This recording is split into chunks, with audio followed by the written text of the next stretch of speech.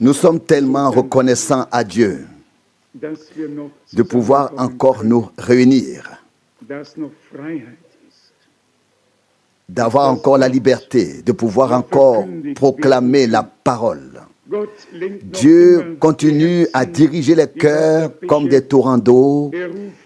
Il appelle les derniers à sortir, les ajoute à son Église et nous conduit ensemble vers l'achèvement jusqu'à ce que nous passions de la foi à la vue. J'ai aujourd'hui le plaisir d'accueillir un ami très cher, notre bien-aimé frère Braden Camp. Pourrais-tu te lever un instant? Tu peux te rasseoir. Que Dieu te bénisse parmi nous. Il nous a fait la surprise de nous rendre visite. C'était hier, je crois, qu'il m'a dit, frère Franck, te souviens-tu que nous étions assis côte à côte lors des réunions à Karlsruhe quand frère Branham y a pris la parole? Tu te souviens de la conversation devant la tente et ainsi de suite? Je me suis dit, c'est merveilleux. À l'époque, il était un fier conducteur de la communauté religieuse évangélique luthérienne de notre pays et depuis Dieu a fait de grandes choses en lui. Il n'a pas oublié, tout comme moi et beaucoup d'autres, ce que Dieu a fait à l'époque. Est-ce vrai? C'est indéniable, d'autant plus que nous avons été témoins oculaires et auriculaires de ce que Dieu a fait. Ce soir, je voudrais traduire une prédication du frère Branham qui doit nous préparer intérieurement à une expérience de la Pentecôte. Vous savez, frère Branham avait une manière particulière, avec beaucoup d'amour, de nous faire comprendre et de nous présenter des pensées très profondes à l'aide d'exemples simples. Mais il parle de manière très saisie, très émouvante et très rapide. Je vais donc devoir me dépêcher avec la traduction pour traduire. La prédication d'aujourd'hui s'intitule « L'agneau et la colombe ». Nous verrons que Dieu met l'accent sur le fait que notre nature doit être changée, transformée par un renouvellement, par une nouvelle naissance, afin que la colombe, l'esprit, puisse s'unir à nous et venir sur nous. Que cela touche le cœur de chacun d'entre nous. Je vous demande, plus que jamais, de suivre intérieurement et de dire oui, de dire Seigneur, accorde-moi cela. Seigneur, agis en moi, produis cela en moi. Si une pensée est exprimée, suivez-la, faites-la vôtre. Acceptez qu'une conversation entre nous et Dieu puisse avoir lieu pendant la prédication, que nous ne soyons pas seulement prêchés, mais qu'un dialogue puisse s'instaurer et que nous puissions simplement être complètement emportés, suivre intérieurement, afin que l'Esprit puisse agir de manière puissante. Chantons ensemble, crois seulement, crois seulement. Crois seulement. Crois seulement. Tout est possible. Oh, crois seulement. Crois seulement. Crois seulement. Tout est possible. Oh, crois seulement. Jésus est ici. Jésus est ici. Tout est possible parce que Jésus est ici. Jésus est ici. Jésus est ici. Tout est possible parce que Jésus est ici.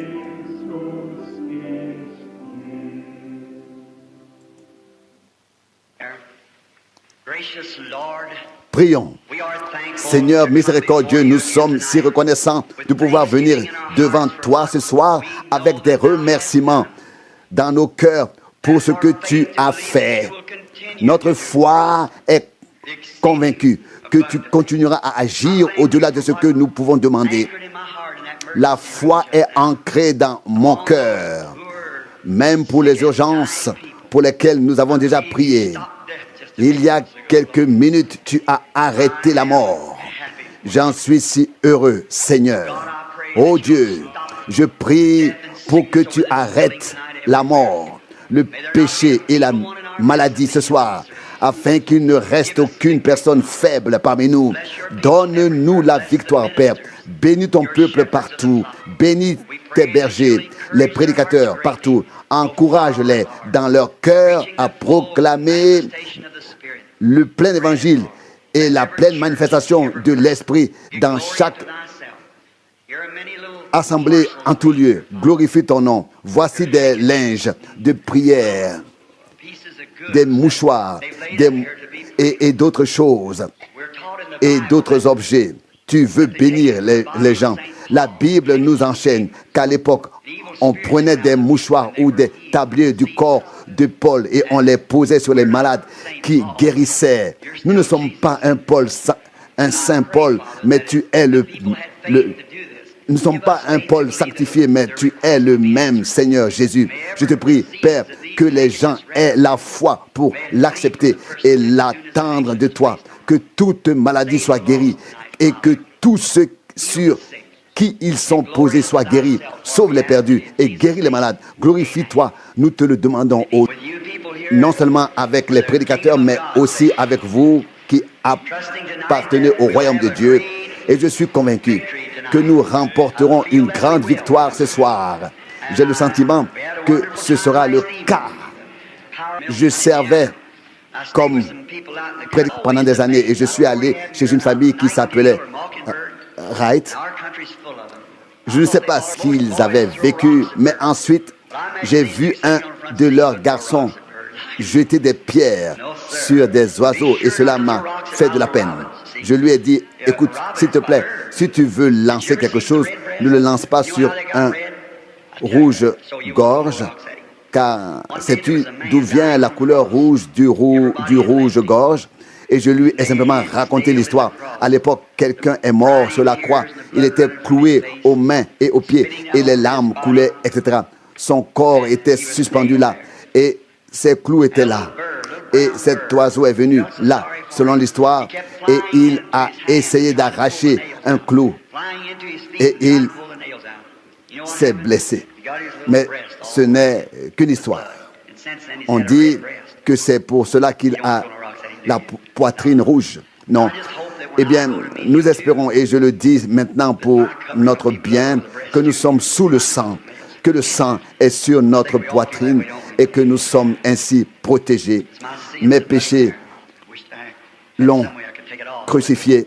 Il les a ôtés. Il a dû mourir pour cela. Et j'ai alors entendu un rossignol chanter encore et encore. Et j'aime explorer la nature et j'ai alors remarqué quand il chante, quand il y a de l'orage, il ne chante pas.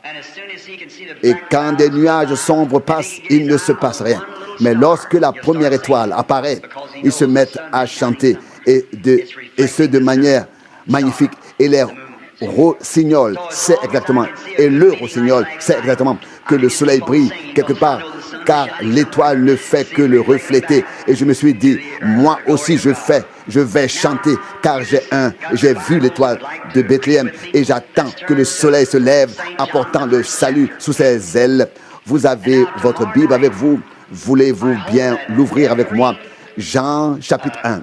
Et demain soir, j'espère que tous les chrétiens amèneront un pécheur avec eux. Demain soir, si Dieu le veut, je suis convaincu que demain soir, nous vivrons une soirée où le Saint-Esprit agira d'une manière particulière.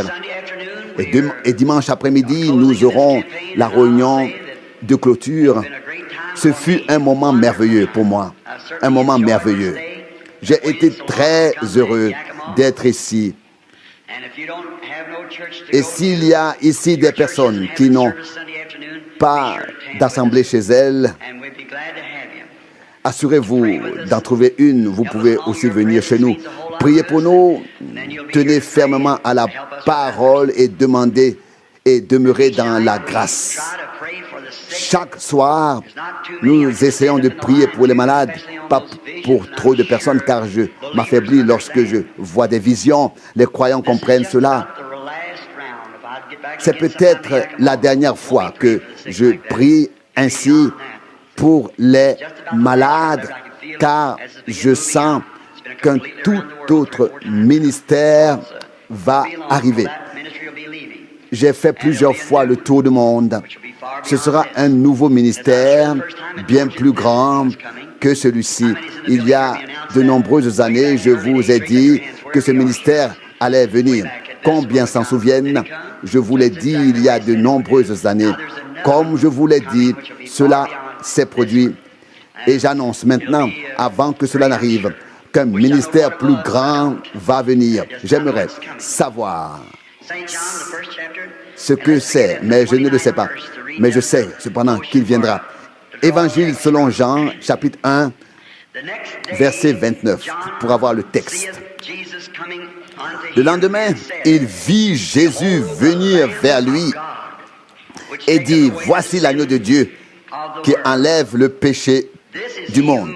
Verset 30, c'est lui dont j'ai dit, après moi vient un homme qui m'a précédé, car il était avant moi. Verset 31, mais je ne le connaissais pas, mais c'est afin qu'il soit manifesté à Israël que je suis venu, moi, avec mon baptême d'eau. Verset 32, Jean rendit encore témoignage en disant, j'ai vu l'Esprit descendre du ciel comme une colombe et s'arrêter sur lui. Sur la base de ces symboles, j'aimerais aborder ce soir le thème « l'agneau et la colombe ». Vous savez, un mouton est un animal très particulier, très étrange. Et on ne demande pas à un mouton de produire de la laine, mais simplement de la porter parce que c'est un mouton. Et s'il est un mouton, il aura de la laine. C'est sa nature. Il en va de même pour l'assemblée chrétienne. On ne nous a pas demandé de produire le fruit, on nous a demandé de porter le fruit. Galates 5 vous le dit, et il est écrit, le fruit de l'esprit est l'amour, la joie, la paix, la patience, la bonté, la douceur, la bienveillance, etc. Ces fruits ne doivent pas être fabriqués, ils doivent être là, portés. Ils doivent être portés, ils doivent être présents. Voyez-vous, ce qui est à l'intérieur se manifeste à l'extérieur. Eh bien, nous avons essayé de le faire, à savoir le fruit de l'esprit. Et qu'est-ce que cela a donné? Cela s'est terminé par de l'hypocrisie. Vous ne pouvez pas produire vous-même ce que le christianisme implique, mais c'est par l'esprit qui habite en vous, c'est lui qui porte ses propres fruits. Vous ne pouvez pas le faire vous-même, ni par la formation, ni par la dénomination, ni par quoi que ce soit d'autre. Cela aboutit toujours à l'hypocrisie. Cela ne peut se faire que comme Dieu l'a prévu, c'est-à-dire par l'Esprit en nous, qui porte son propre fruit, sa présence en nous.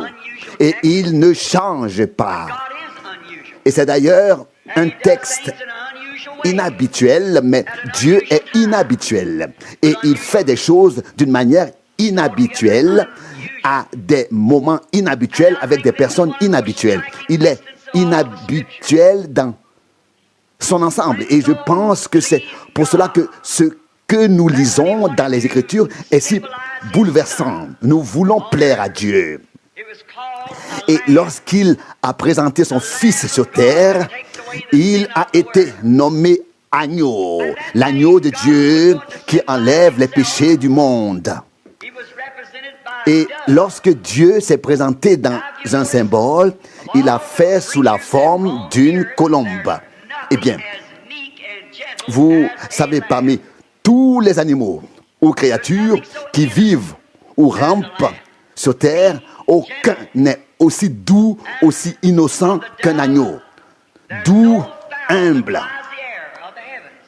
Et quant à la colombe, il n'y a pas d'oiseau sous le ciel qui soit aussi doux et humble qu'une colombe. Et parmi tous les oiseaux, c'est le plus sensible. Le plus sensible, tout comme l'agneau parmi les animaux.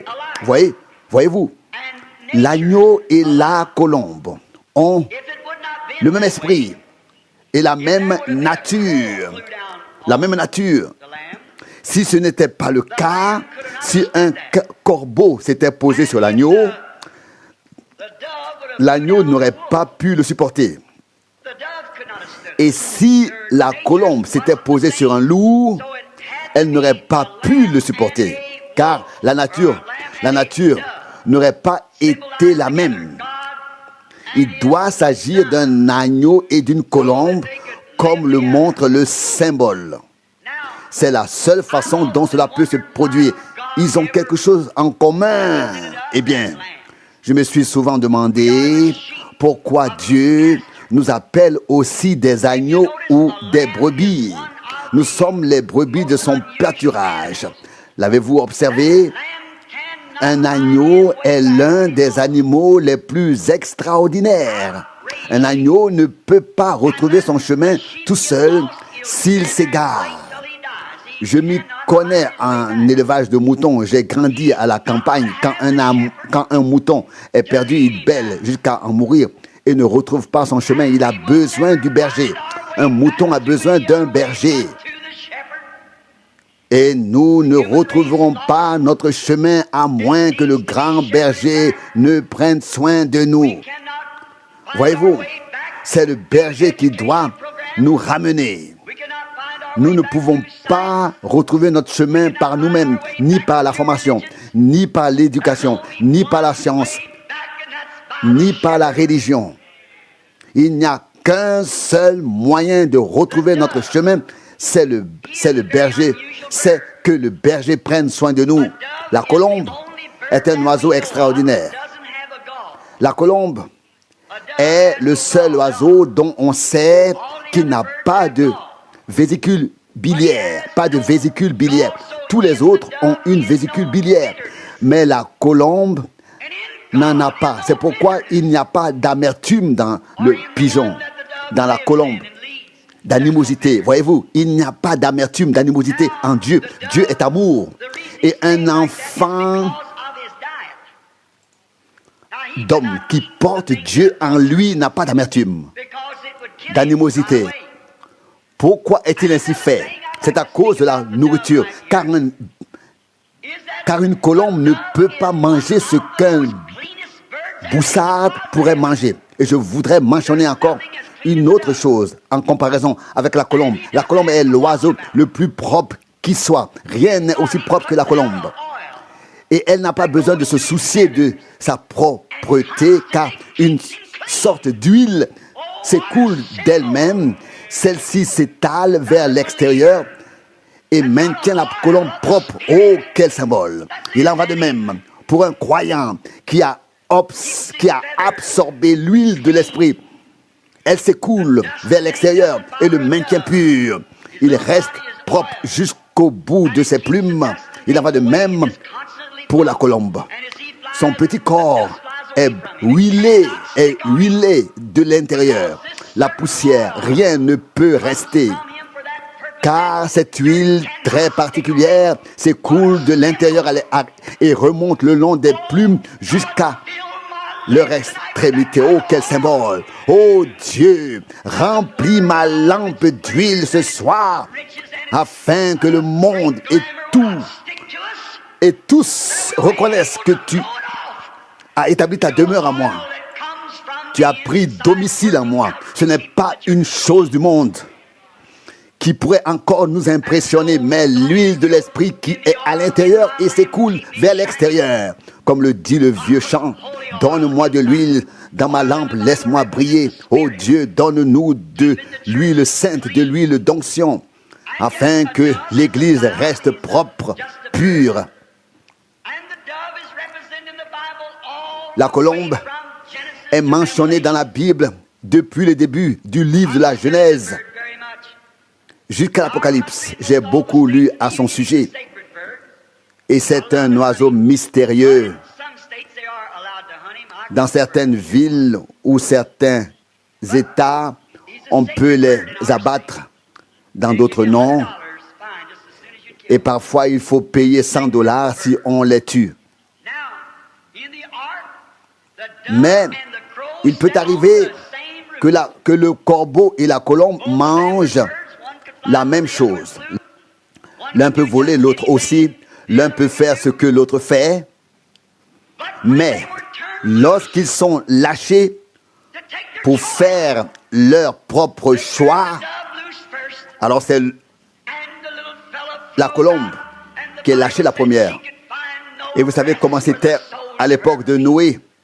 Il est écrit qu'elle ne trouvait pas de repos ni d'endroit où poser ses pieds et elle est revenue. Genèse 8, verset 9. Partout où elle voulait se poser, il y avait un cadavre, quelque chose, et elle ne trouvait pas de repos. Elle est revenue. Tout était contraire à sa nature. Et lorsqu'un homme naît de nouveau et porte en lui l'Esprit de Dieu, quelque chose lui est arrivé. Il ne peut plus aller n'importe où. Il ne trouve le repos que là où il peut se reposer en Dieu. J'espère que vous avez compris. Vous ne pouvez pas trouver de plaisir dans le monde. Vous serez tout à fait misérable si vous essayez. Où devons-nous aller? Disons-nous aujourd'hui comme autrefois. Toi seul as les paroles de la vie éternelle. Et si vous êtes nés de nouveau, des chrétiens nés de nouveau, vous vous mettez parfois en colère lorsque quelque chose ne va pas dans l'assemblée. Mais si vous êtes une colombe, vous revenez, vous vous repentez et vous dites, Seigneur, pardonne-moi, pardonne-moi. Vous le sentez, vous le remarquez. Car alors l'Esprit revient si vous vous repentez. Vous vous y accrochez, vous êtes lié à lui. Vous ne pouvez pas supporter autre chose, sauf si tout rentre dans l'ordre. En vous, oui. Mais quand le corbeau a été relâché, oh, il était très heureux d'avoir été libéré. Il sautait d'un animal mort à l'autre. C'est ce que font les corbeaux. Et un corbeau est un hypocrite. Je suis heureux qu'on puisse les abattre partout. Et c'est une chose étrange, mais le corbeau peut se poser sur quelque chose de mort, sur une charogne, et manger, puis manger du blé avec la colombe plus tard. Mais la colombe ne peut pas aller vers le corbeau pour manger avec lui. Non. Certains vont à l'assemblée, chantent et jubilent, puis continuent à vivre dans les choses de ce monde. Leur vie n'a pas changé. Ils fument, boivent et font tout ce qu'ils veulent, puis reviennent. Et puis ces gens reviennent et mangent à nouveau des aliments spirituels. Je me suis posé la question une fois, puis j'ai eu une vision dans laquelle un homme sortait pour semer du blé. Et puis l'ennemi est venu derrière lui et a semé de l'ivraie. Et quand le blé a poussé, l'ivraie a poussé aussi. Et puis, il y a eu une sécheresse. Et tout le monde a prié pour la pluie. Puis un grand nuage sombre est arrivé et la pluie s'est mise à tomber. Et tout le monde a baissé la tête, le blé comme les mauvaises herbes. Mais quand la pluie est tombée, tout le monde a dit « Gloire à Dieu, tu nous as envoyé la pluie ». Les mauvaises herbes se sont redressées, tout comme le blé s'est redressé après la pluie. Et je me suis dit « Oui, que dois-je penser maintenant? Qu'est-ce qui est juste ?» Et puis j'ai lu dans Matthieu 5,45 que la pluie tombe sur les justes et les injustes et le soleil brille sur les méchants et les bons, etc. La même pluie, mais vous les reconnaîtrez à leurs fruits. Matthieu 7, verset 16. Ce n'est pas une question d'appartenance à l'assemblée, d'appartenir à l'assemblée. Il s'agit du fruit de l'esprit qui se manifeste dans votre vie. Hommes et femmes, écoutez-moi. Ce n'est pas ce que vous produisez, mais la vie qui était en Christ, qui est maintenant en vous. Voyez, Jésus a dit, Marc 16 et 17, ces signes accompagneront ceux qui auront cru. Cela se manifeste non pas par la philosophie, la théologie, mais par l'Esprit, par le Saint-Esprit. Portant le fruit de l'Esprit vivant dans la puissance de la résurrection. Oui, la colombe est un oiseau aimable, charmant. Et quand j'ai prié pour Florence Nightingale à l'époque, et je pense que sa photo se trouve dans le livre « Un prophète visite l'Afrique du Sud » de Julian Stathcliffe. J'ai pris l'avion pour Londres, en Angleterre, afin de prier pour elle. Et on m'a dit, une femme est en train de mourir. Et je ne pouvais pas traverser la foule. Et j'ai pensé qu'il fallait l'amener ailleurs pour pouvoir prier pour elle. Car je devais aussi prier pour le roi, pour le dernier roi George. Et puis, on m'a invité à entrer dans une pièce, dans une communauté religieuse, dans le bâtiment juste à côté de la communauté religieuse pour prier pour cette dame. Vous avez vu la photo? Elle n'était que peau et os, toute petite. Ses os étaient dépourvus de toute chair, des os recouverts de peau. Je ne comprenais pas comment cette femme pouvait encore être en vie. Et puis, nous étions là. Quelques infirmières l'entouraient. J'ai demandé, êtes-vous Mrs. Nightingale? Et elle a hoché la tête. Les os de son visage ressortaient.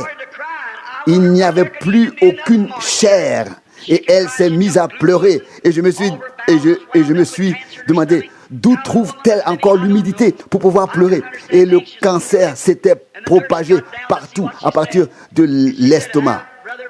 Et l'infirmière, l'une des infirmières, s'est penchée pour entendre ce qu'elle disait. Et puis elle m'a dit, elle demande que vous priez pour qu'elle puisse mourir. Elle ne voulait plus vivre. Et j'ai regardé cette forme presque morte. Je lui ai pris la main. Elle était froide. Quelle sensation j'ai ressenti à ce moment-là. Je ne pouvais pas prier pour qu'elle meure. Je n'étais pas venu pour ça. Et j'ai pensé, en tant que prédicateur de l'Évangile, j'ai dit, agenouillons-nous et voyons ce que Dieu veut faire. Et nous nous sommes agenouillés. Et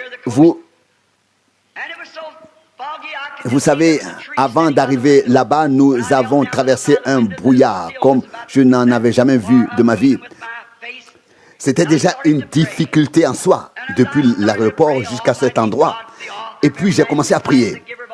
Et quand j'ai commencé à prier, j'ai dit, Dieu Tout-Puissant, Créateur du ciel et de la terre, dispensateur de vie, etc. Tu vois ici une créature mourante. Et soudain, une petite colombe est venue se poser sur le rebord de la fenêtre, juste à côté. Puis elle a fait des allers-retours en roucoulant. Puis elle est revenue regarder à l'intérieur pendant que je priais. Et je me suis dit, c'est peut-être une colombe domestique qui appartient à cet endroit. Et elle allait et venait comme si elle était chez elle. Et puis, la prière a continué. Et quand j'ai dit Amen, la colombe s'est envolée. Il s'est demandé, cette colombe est-elle d'ici? J'ai demandé, que faisait cette colombe ici? est-elle à vous? Est-elle à vous? Non, nous ne l'avions jamais vue auparavant. Et je me suis tourné vers la ferme et j'ai vu devant moi une vision d'une femme forte en bonne santé. Elle était forte et en bonne santé. J'ai dit, ainsi parle le Seigneur, tu ne mourras pas, tu vivras, tu seras en bonne santé. Et vous avez vu la photo, elle est devenue une femme en bonne santé. Dieu a accompli un grand miracle. La colombe était comme une consolation pour moi. Vous savez, quand ma femme et ma fille sont mortes, combien de fois je suis allé là-bas et j'ai entendu les colombes roucouler. Ils étaient partis, seul Billy m'était resté et je me rendais à la tombe combien de fois dans l'après-midi et après le travail, le soir, vers 17h. Les colombes revenaient et roucoulaient et je levais les yeux, levais les mains et disais, Seigneur, je te remercie, je te remercie. Derrière tout ce que nous pouvons voir, il y a un pays et bientôt nous atteindrons cette rive. Nous partons les uns après les autres, mais un jour nous serons tous ensemble pour toujours. Je me suis dit, oui, qu'est-ce que cela signifie? Chaque fois que je viens ici, les colombes viennent aussi et cela m'apporte une consolation, une certaine consolation. Voyez-vous, Dieu s'est représenté lui-même dans la colombe. Comme je viens de le dire, la colombe a une huile qui la maintient propre. Et l'agneau a aussi une fourrure, il a de la laine pour pouvoir résister à tous les temps. Mais vous voyez, un agneau doit être conduit, guidé. Et cet agneau précieux, l'agneau de Dieu, l'agneau précieux, il a dit que ta volonté soit faite et non la mienne, conduit à l'abattoir. Quelqu'un m'a demandé pourquoi Jésus a-t-il dû être conduit à Golgotha? Pourquoi a-t-il dû y être conduit? Il était l'agneau de Dieu. Pourquoi est-il né dans une étable? Parce qu'il était l'agneau de Dieu. Vous voyez, il devait naître dans une étable en tant qu'agneau. Né en tant qu'agneau, puis conduit à l'abattoir. Et je ne sais pas si vous connaissez cet ancien dispositif d'abattage. À l'époque, ils avaient toujours un bouc qui passait en premier, puis il sautait sur le côté et les moutons continuaient tous tout droit. C'est toujours comme ça. Ceux-là aussi l'ont conduit à l'abattoir. Ils ont sauté sur le côté, ils l'ont livré. Et quelqu'un qui s'y connaissait bien m'a dit, si jamais on voulait abattre un bouc, il se débattrait de toutes ses forces. Vous voyez? Mais les mener à l'abattoir, ça, ils savent bien le faire. Mais ils ne veulent pas être abattus eux-mêmes. Eh bien, non seulement cela, mais c'était un agneau docile. Il s'est soumis et qu'a l'agneau une seule chose, de la laine. Et il la donne volontiers, tout. Et il se tait devant le tondeur. Il donne tout ce qu'il a. Il n'a rien d'autre. Et pourtant, pour nous, à cause de nous, à cause de toi, à cause de moi, il a donné tout ce qu'il avait et tout ce qu'il était. Si nous appelons brebis de Dieu et que nous le sommes, alors nous devons donner tout ce que nous sommes et tout ce que nous avons et le mettre à sa disposition. Êtes-vous prêts à le faire? Mais alors on dit, nous les Américains, nous n'avons pas besoin de quelqu'un pour nous guider. Nous avons appris à vivre et tout le reste. Nous savons ce que nous faisons. Nous avons nos distinctions, nos diplômes universitaires, etc. Nous savons tout. La colombe? Non. C'est pas nous. Il y en a tellement qui ne veulent pas être conduits. Mais Dieu a préparé une conduite, à savoir par le Saint-Esprit qui était représenté ici par une colombe. Il est le conducteur. Mais si nous pensons tout savoir, maîtriser la théologie, alors nous sommes conduits par les hommes et leurs idées et non par Dieu. Vous devez abandonner vos idées. Si vous dites le temps des miracles est révolu, vous voyez, la colombe ne peut pas descendre. Et si vous dites la guérison divine n'existe plus, ou le Saint-Esprit n'existe plus, comme à la Pentecôte, ces jours sont révolus. C'est ce qu'on nous a dit au séminaire. Comment Dieu peut-il vous conduire si vous êtes contre ce qu'il a dit dans sa parole? Comment peut-il vous guérir si vous dites le temps des miracles est révolu? Il ne peut pas le faire. Nous avons des assemblées, de grandes organisations, des dénominations. Toutes ont une forme de piété, mais ni la puissance. La colombe ne peut pas descendre pour les conduire. Ils ont leurs idées et ne veulent rien accepter d'autre. Ils disent que peu importe ce que dit la Bible, ils ne l'acceptent pas. Il n'y a pas longtemps, quelqu'un s'est présenté devant moi et m'a dit « Peu importe le nombre de guérisons dont tu es témoin, je n'y crois toujours pas. » Et j'ai répondu « Bien sûr, cela n'est pas destiné aux incroyants, mais seulement aux croyants. Dieu ne peut nous conduire que si nous nous laissons conduire. Dieu ne peut agir à travers nous que si nous ne laissons d'abord agir en nous. » Vous voyez, j'ai parfois voulu plaindre Dieu et j'ai pensé, quand trouvera-t-il quelqu'un à travers qui il pourra agir? Comme il est difficile de trouver quelqu'un pour lui. Aujourd'hui, l'homme peut être un homme particulièrement apprécié des femmes. Tout le monde veut plaire à tout le monde, mais pas au Seigneur. Et pas comme Samson. Il a en fait donné sa force au Seigneur, mais il a donné son cœur à une femme. Dieu a besoin de personnes qui lui donnent tout et à personne d'autre, qui sont entièrement au service du Seigneur, qui se soumettent à la conduite divine. Mais nous ne sommes pas prêts à le faire. Vous savez, le plus difficile pour les hommes est de se soumettre à la conduite de l'Esprit. Et il est écrit dans Romains 8, verset 14, « Tous ceux qui sont conduits par l'Esprit de Dieu sont fils de Dieu. » L'Esprit de Dieu doit nous conduire. C'est lui qui doit nous conduire. Si vous êtes un agneau, vous vous laisserez conduire par l'Esprit de Dieu. Mais je me demande pourquoi Dieu ne peut-il pas encore nous conduire ainsi? Sommes-nous des moutons? Une colombe n'aurait pas pu guider un bouc, c'est impossible. Elle pourrait essayer, mais cela ne marcherait pas. Écoute, mon frère, j'aimerais dire quelque chose. Tu dois être un berger très intelligent. Si tu veux faire croire aux gens qu'ils ne doivent pas distinguer le bêlement d'un bouc de celui d'un agneau, ils vont... Et comme il est écrit, le vrai sera si proche du faux que même les élus seront peut-être séduits si c'était possible. Faites attention aux choses qui apparaissent maintenant, à la façon dont on arrange les choses ici et là.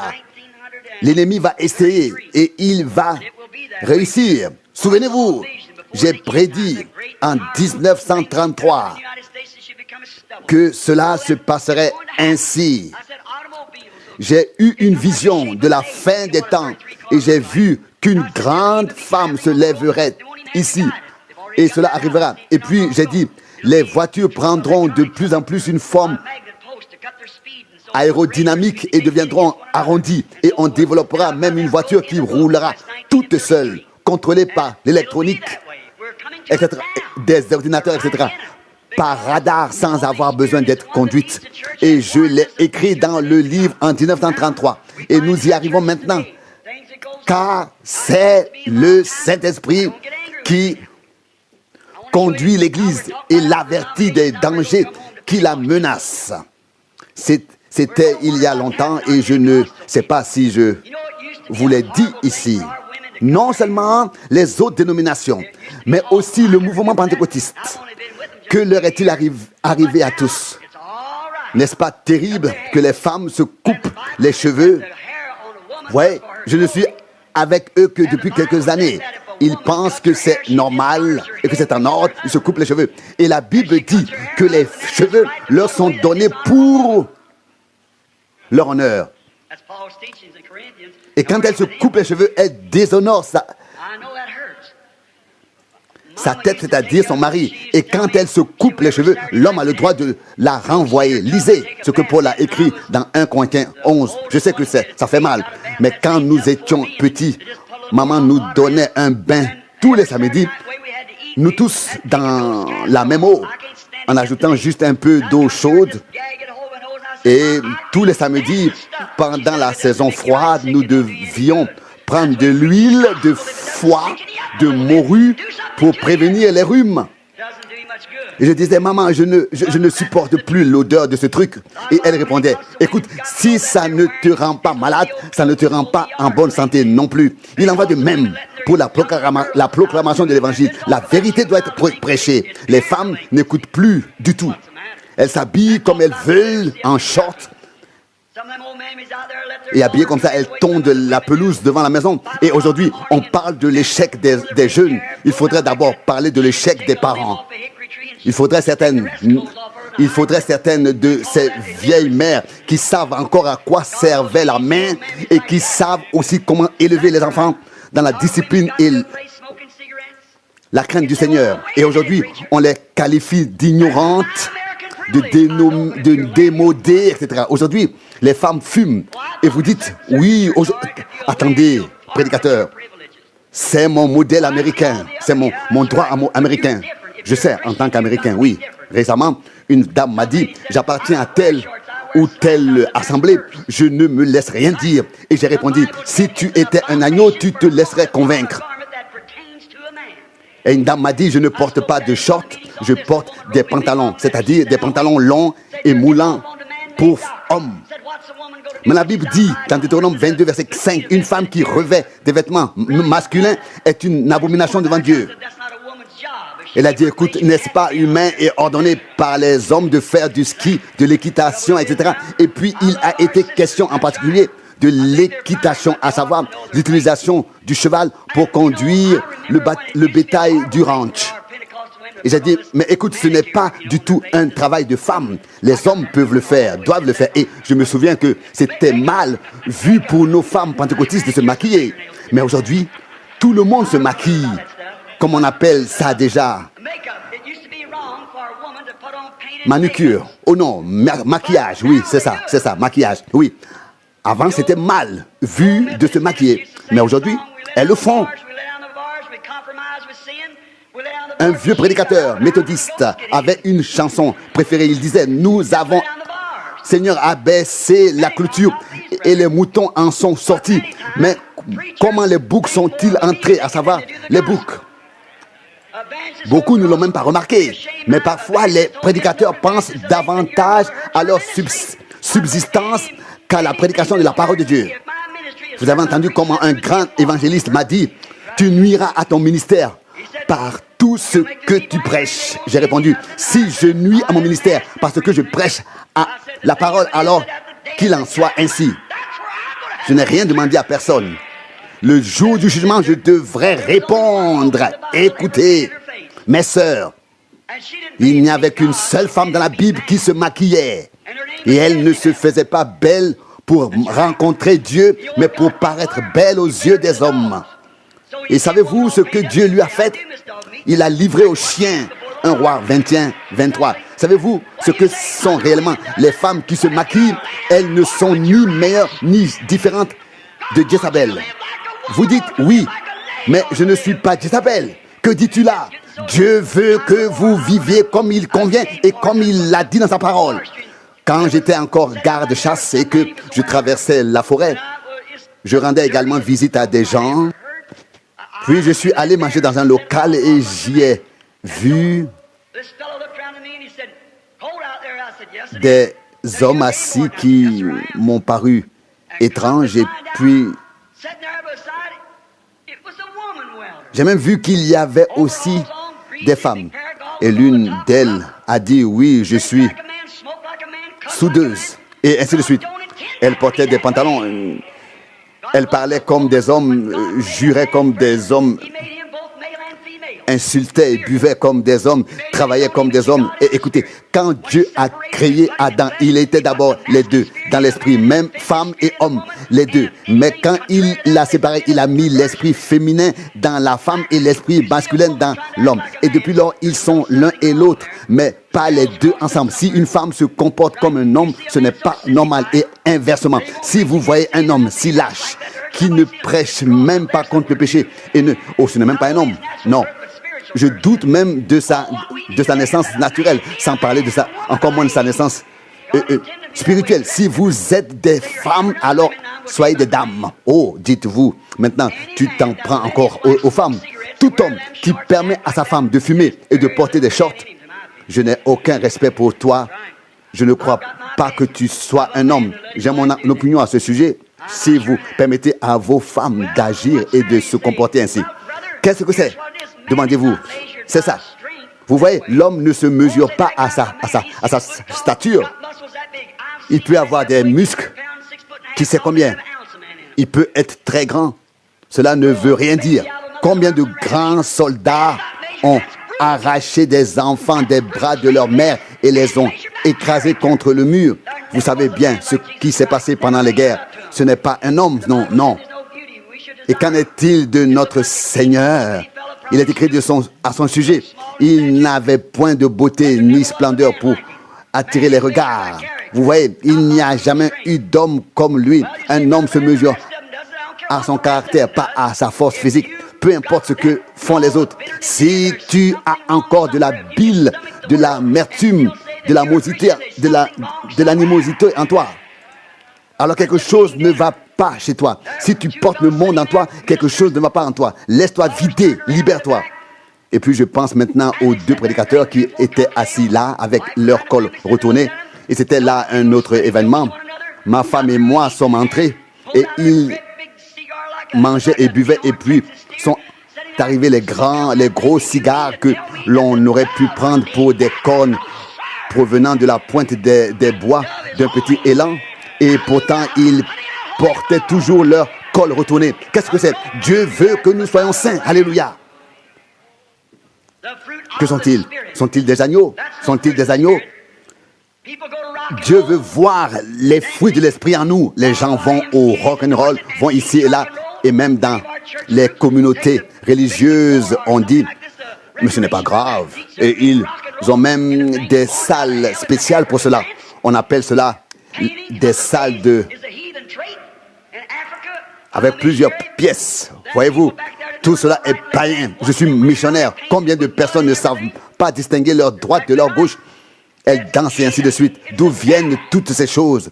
Mais Jésus, quand il entre dans votre vie, tout change. Voyez-vous? Alors nous sommes les agneaux de Dieu. Ça, je vous le dis. Nous devons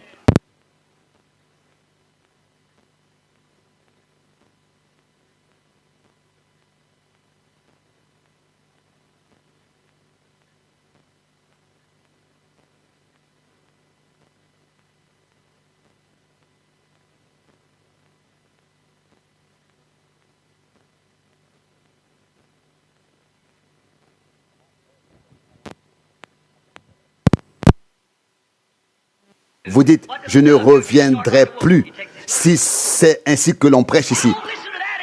Voyez-vous, êtes-vous un loup ou un agneau? Que êtes-vous? Oh, je n'écoute plus cela, mon pasteur ne prêche pas ainsi. Qu'est-ce que tu es? Un loup ou un agneau? Si tu as une nature de loup, l'esprit ne viendra pas sur toi. Il ne peut pas le tolérer. Et si tu te mêles au monde, l'esprit ne peut pas rester. Quand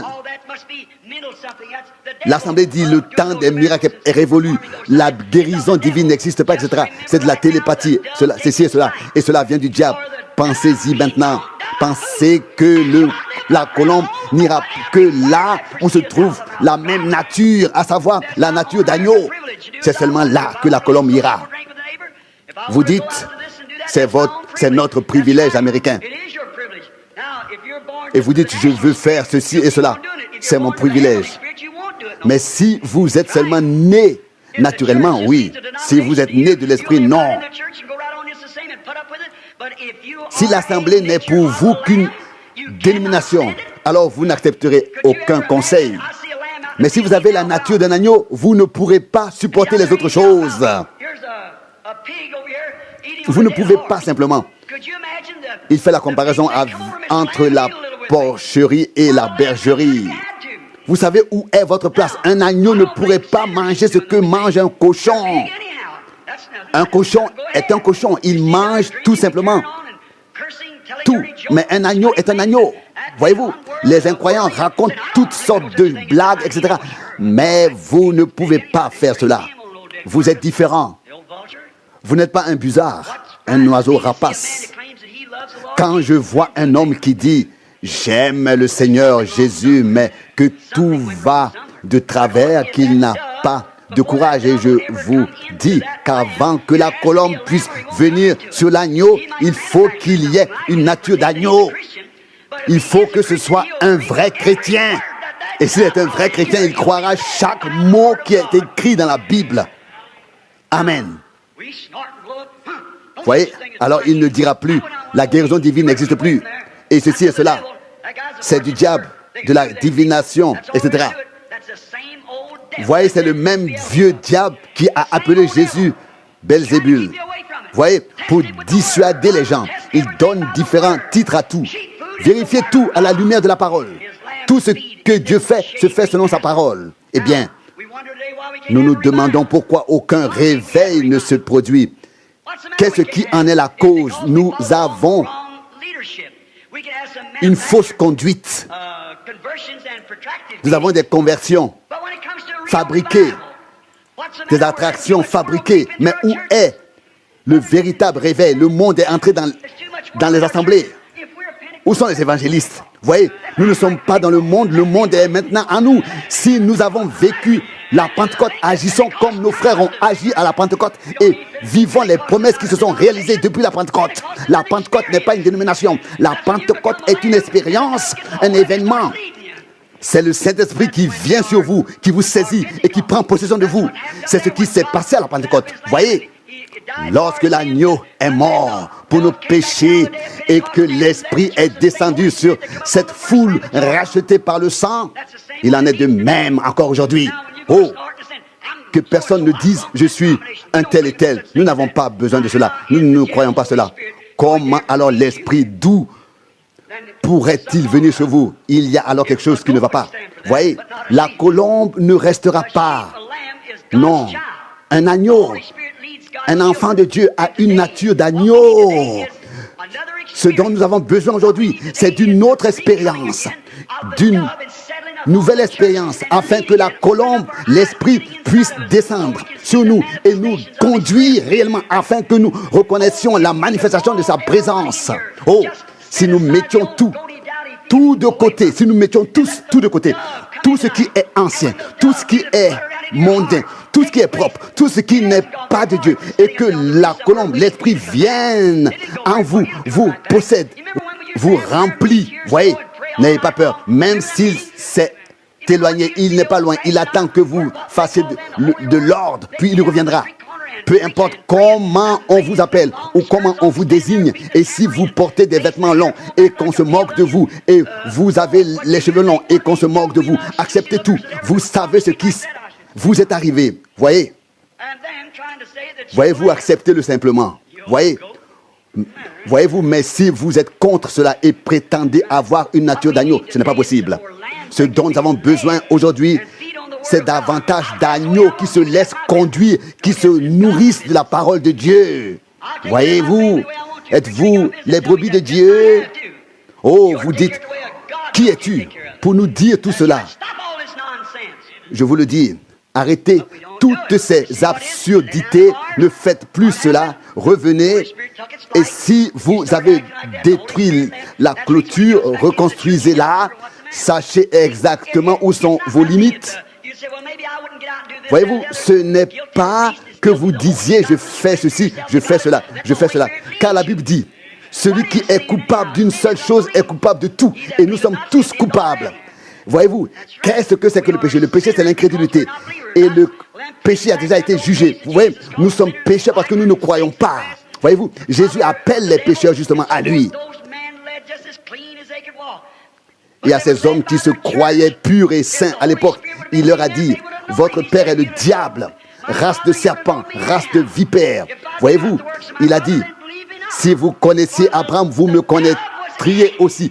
Mais vous ne connaissez ni moi ni mon père, car les œuvres que j'accomplis, ce n'est pas moi qui les accomplis, mais c'est mon père qui demeure à moi. Voyez, la colombe. Quand l'Esprit descendra aujourd'hui, il fera les mêmes choses, il opérera les mêmes choses, les mêmes miracles, les mêmes signes. Celui qui croit en moi fera les œuvres que j'ai faites.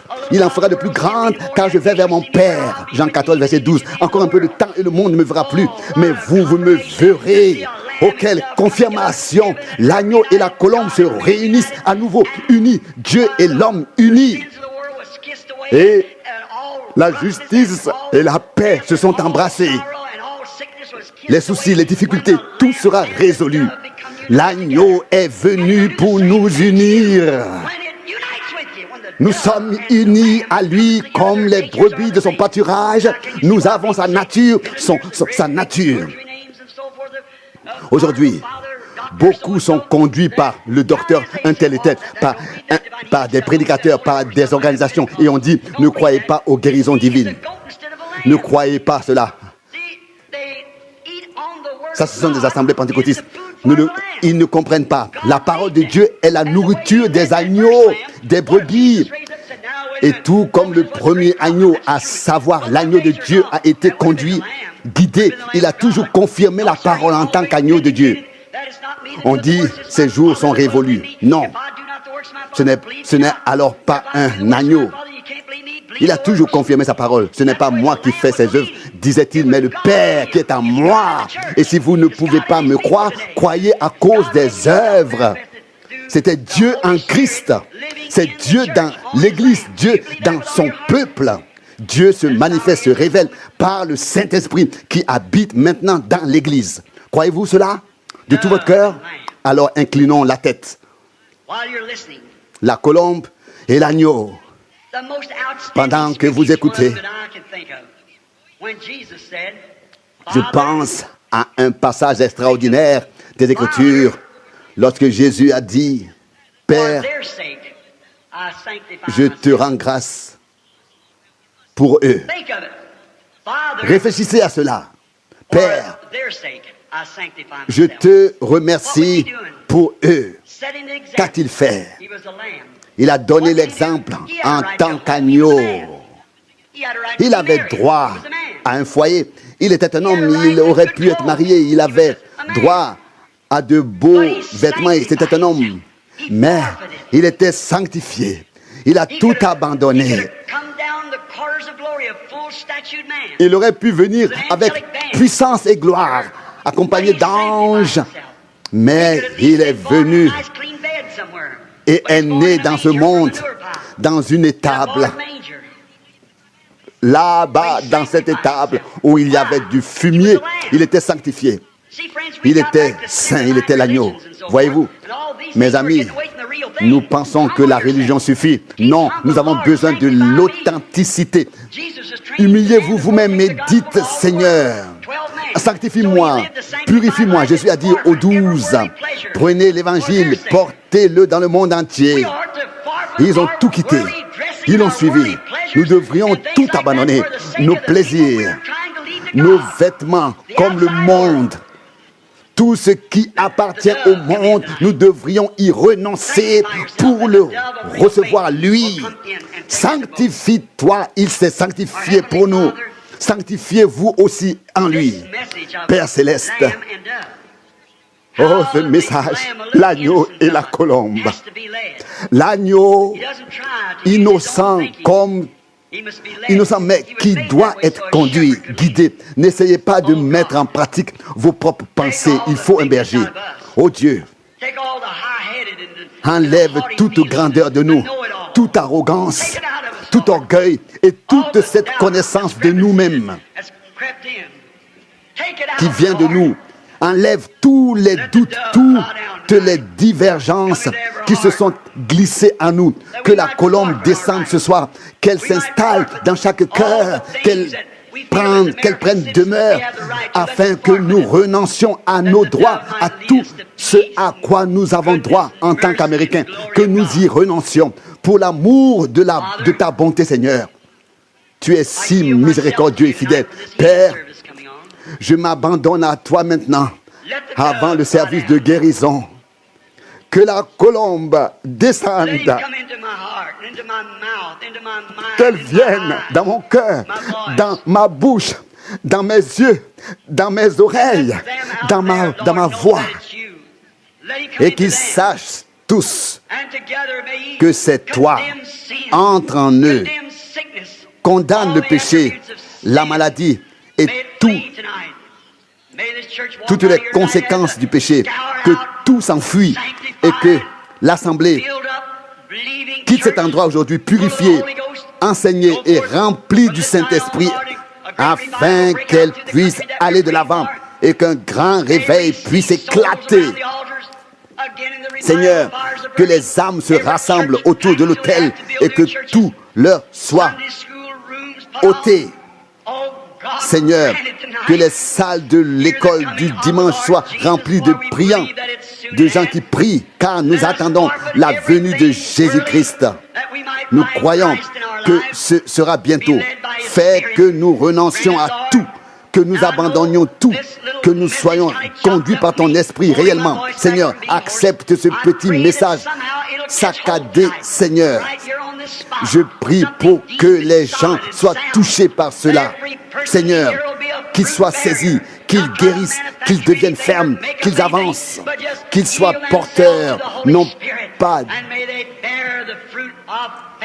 des acteurs, mais des porteurs du fruit de l'esprit, qu'ils portent tous les fruits, paix, joie, douceur, miséricorde, patience, tous les fruits de l'esprit, que la prophétie, le parler en langue, l'interprétation, la sagesse, la connaissance, que tous les dons reviennent dans l'Église. Ô Seigneur, que tu puisses descendre comme une colombe. Seigneur, nous te le demandons.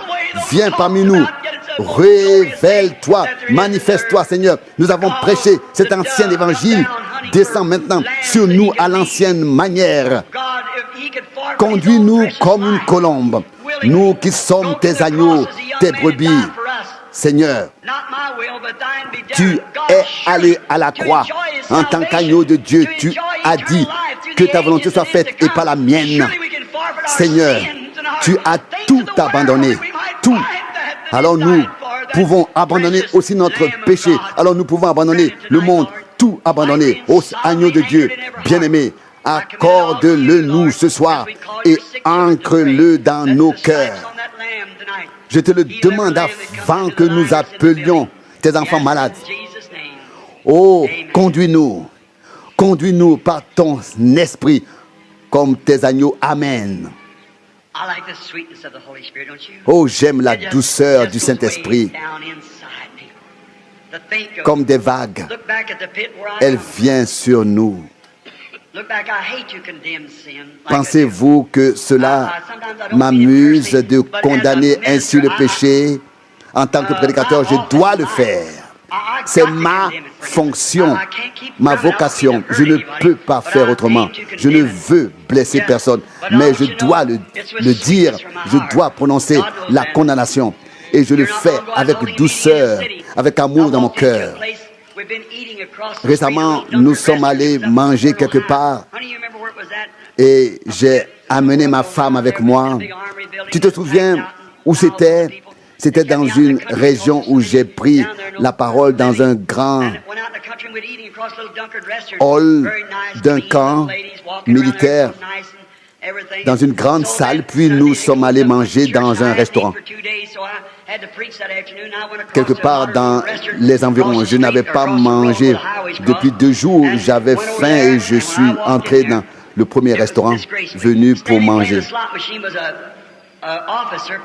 Et quand je suis entré, c'était une honte. Il y avait des machines à sous et la façon dont les gens étaient habillés, toutes les femmes étaient vêtues de manière immorale et les hommes aussi. Et puis, j'ai vu des gens qui, comme Elvis Presley, professaient leur foi chrétienne, puis chantaient Oubou, Boubou, et se déhanchaient avec des jeunes filles dans les bras, etc. Il y avait aussi des dames âgées. L'une d'elles aurait même pu être ma grand-mère. Et certains boitaient,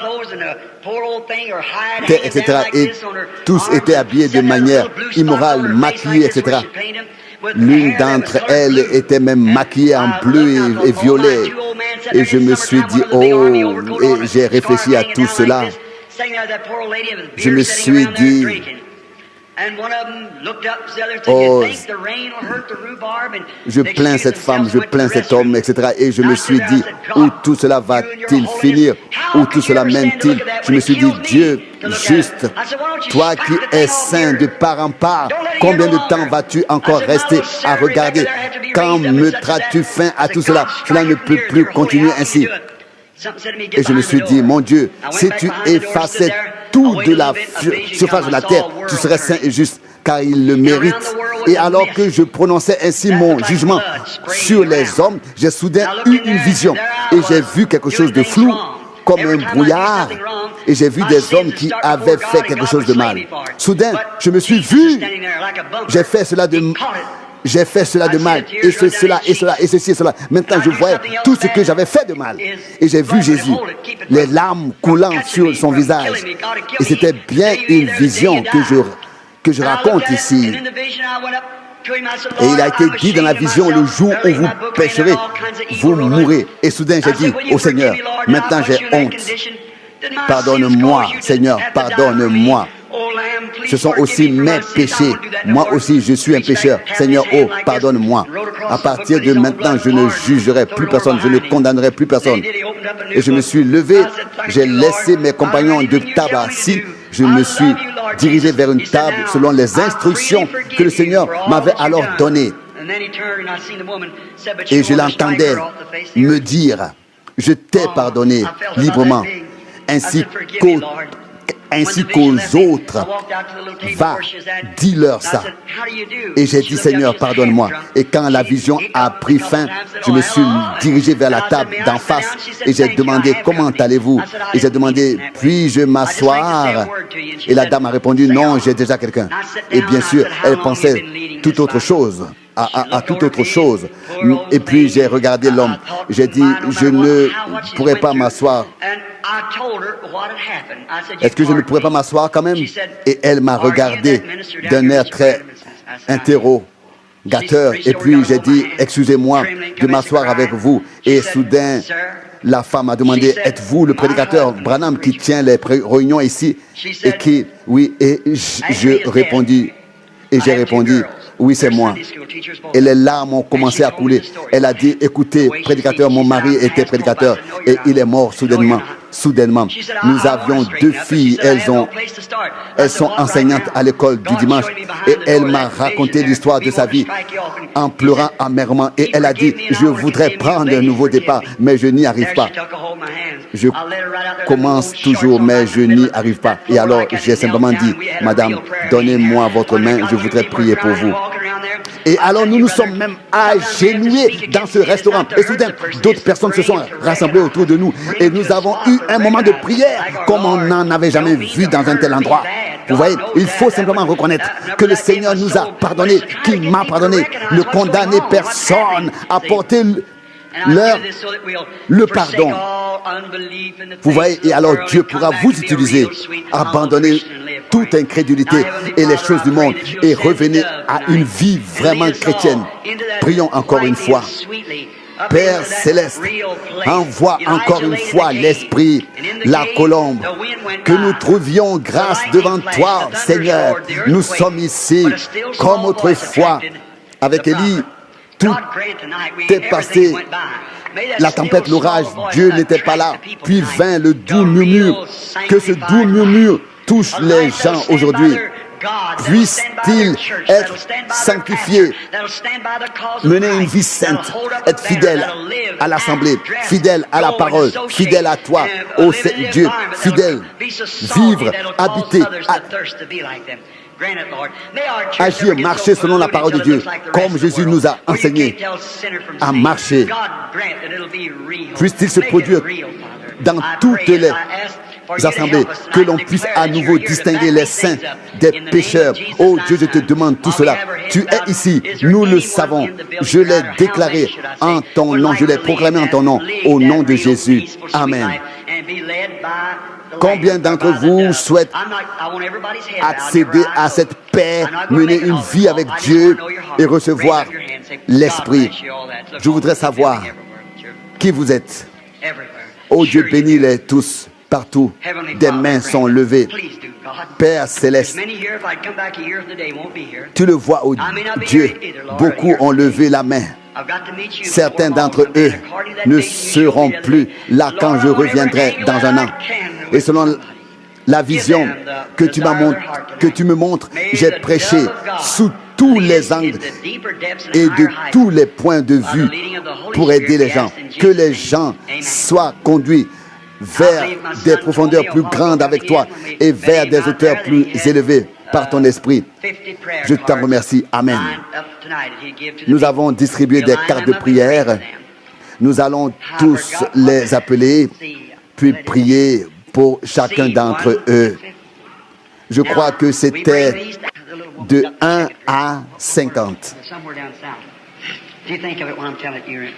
Peut-être pourrons-nous encore appeler les gens. Il pleut tellement dehors que vous n'avez pas à vous inquiéter si cela prend un peu plus de temps. Les cartes de prière ont été distribuées. Il y avait une mère avec un enfant qu'elle avait enveloppé dans une couverture. Elle avait l'air d'une chrétienne pieuse et elle ne pouvait même pas s'asseoir.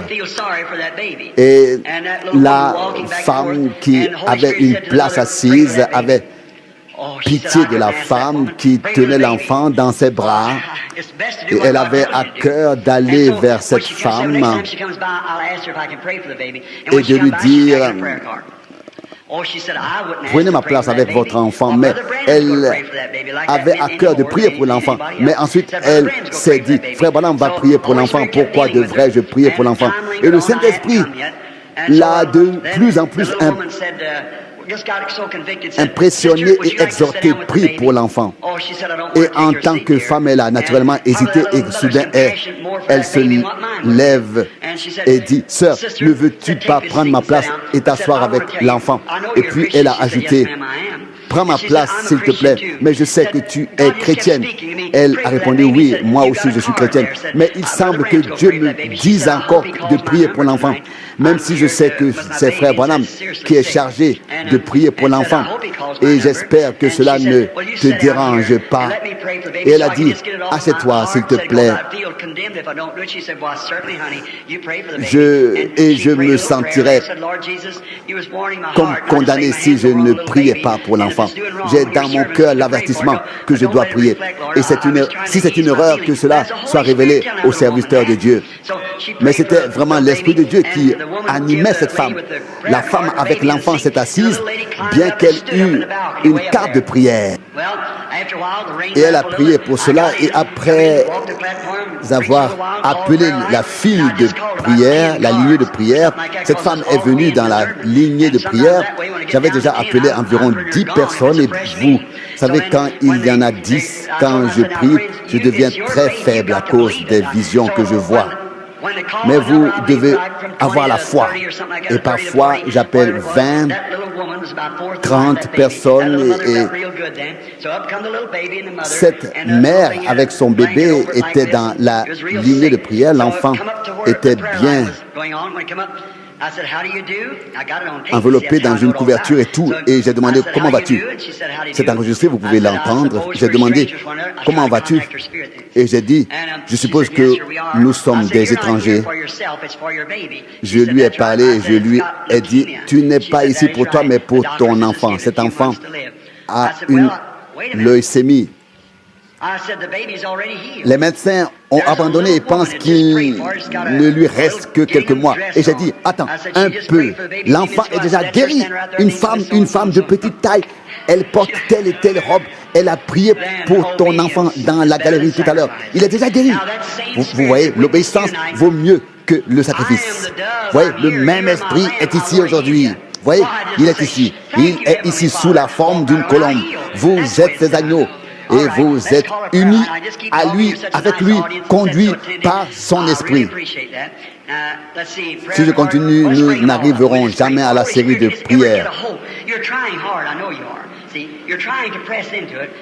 voyez, Je sais que vous essayez très fort. Laissez-vous saisir par cet esprit. N'essayez même pas. Abandonnez-vous simplement au Seigneur. Laissez Dieu agir. Et ce sera merveilleux. Ce sera magnifique. Abandonnez-vous simplement à Dieu.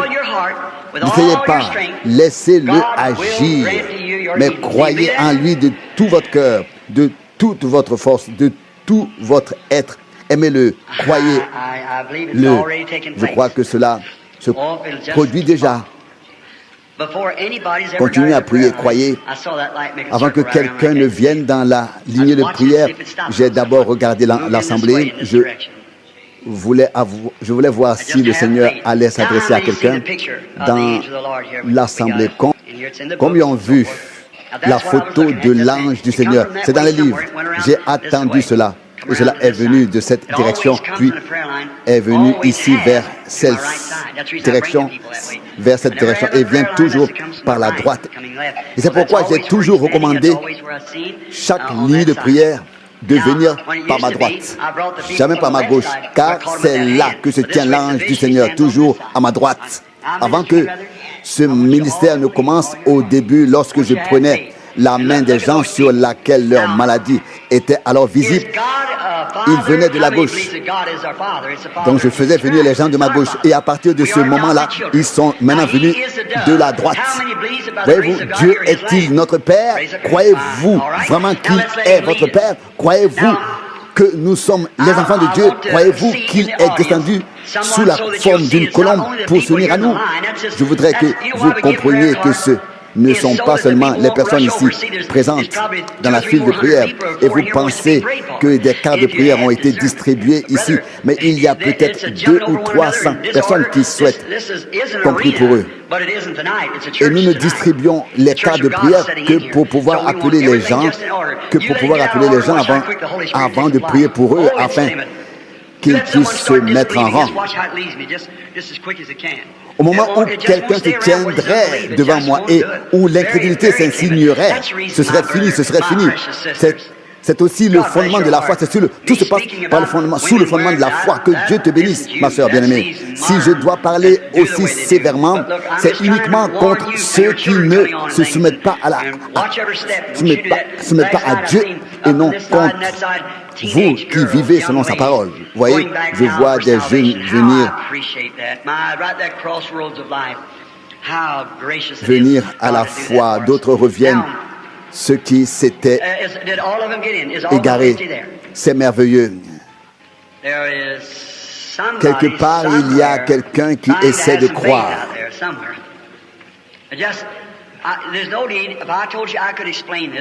Voyez-vous, je n'ai pas besoin de commencer à l'expliquer. Vous ne pouvez pas expliquer Dieu. Tous les efforts sont vains. Dans le jardin d'Éden, il y avait 2 arbres, l'arbre de vie et l'arbre de la connaissance. Et lorsque l'homme a quitté l'arbre de vie pour se diriger vers l'arbre de la connaissance, il s'est détruit lui-même et a tout détruit. Vous ne pouvez pas comprendre Dieu par la connaissance, mais par la révélation, par la foi. Voyez-vous, la première bouchée, séparation d'avec Dieu, être séparé de lui. Les hommes ont inventé beaucoup de choses, mais ils se sont éloignés, séparés, égarés loin de Dieu. Dieu ne détruira rien. Les hommes se détruiront eux-mêmes par leur savoir. Dieu ne détruit pas. Dieu est éternel. Mais les hommes se détruisent eux-mêmes par leur savoir.